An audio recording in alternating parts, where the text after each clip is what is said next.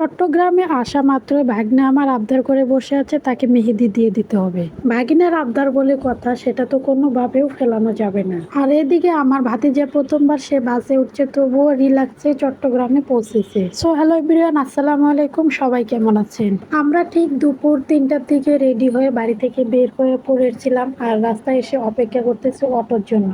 অপেক্ষা করা জিনিসটা আমার কাছে অনেক বেশি খারাপ লাগে, তবে কার কাছে কেমন লাগে সেটা আমি জানি না। আমার কাছে একটা সেকেন্ড মনে হয় 1 ঘন্টার চেয়েও বেশি। তো আমরা বেশ কিছুক্ষণ অপেক্ষা করার পর একটা অটো চলে আসলো, আর আমরা অটোতে উঠে পড়লাম। এখন আমরা লালমনিরহাটে যাচ্ছি। তো অটোতে ওঠার পর খুব বেশি আমাদের দেরি লাগে না, অল্প সময়ের ভিতরে আমরা লালমনিরহাটে গিয়ে পৌঁছাইছি। কাউন্টারে যাওয়ার পর সেখান থেকে আর কোনো ক্লিপ নিতে পারি নাই, একটু ব্যস্ততার মাঝে ছিলাম। তো কিছুক্ষণ অপেক্ষা করার পর 5টার দিকে বাস চলে আসলো, আর বাসে উঠে পড়লাম। আমি যতদূর জানি যে লালমনিরহাট থেকে একটা বাসে চট্টগ্রামে যায়, সেটা হলো নাবিলা, আর অ্যাভেলেবেল যায় কিন্তু মুস্তুফি থেকে, তবে আমাদের লালমনিরহাট থেকে একটাই যায়। তো আমরা কিন্তু বাড়িতে সবাই অনেক বেশি টেনশন করছিলাম, কারণ আমার ভাতিজা এই প্রথমবার চট্টগ্রামে যাচ্ছে, আর এই প্রথমবার সে বাসে উঠছে। এর আগে কখনো সে বাসে উঠেনি। আমরা সবাই এটাই ভয় পেতাম, যদি ও কান্নাকাটি করে বা বমি করে তখন হয়তো আমাদের জন্য সমস্যা হবে। তবে আলহামদুলিল্লাহ পুরা রাস্তা ও জাগনা থেকে আসছে, কোনো রকম সমস্যা হয়নি। আমরা যখন সবাই মিলে বাড়িতে গল্প করতাম যে বাসে উঠলে বাসের গন্ধে কিন্তু বমি হয়, মাথা ঘুরে, তখন কিন্তু আমার ভাতিজা বলতো সেও নাকি বাসে উঠলে বমি করবে।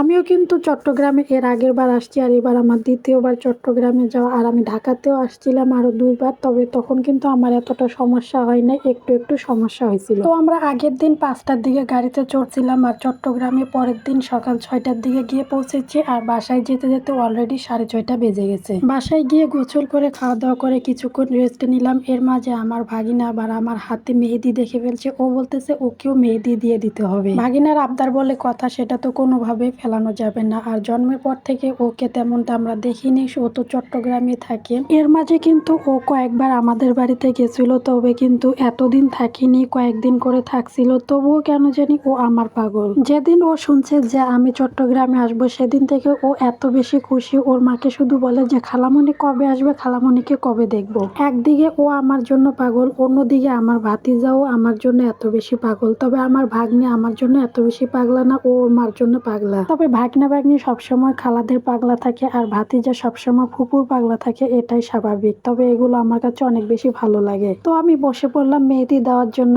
আর ওর হাতে বসে বসে মেহেদি দিতেছি। ও শুধু ক্যামেরার দিকে তাকাচ্ছে আর দেখতেছে, বলতেছে খালামণি তুমি কি করতেছো। ছোট বাচ্চারা অনেক নড়াচড়া করে, এর জন্য এদের হাতে তেমন ডিজাইন তোলা যায় না, তবুও যতটুকু পারছি নড়াচড়ার মাঝে এটাই তুলে দিছি। তো আজকের ভিডিওটা এখানে শেষ করছি। দেখা হচ্ছে আপনাদের সাথে নতুন কোনো ভিডিওতে। আল্লাহ হাফেজ।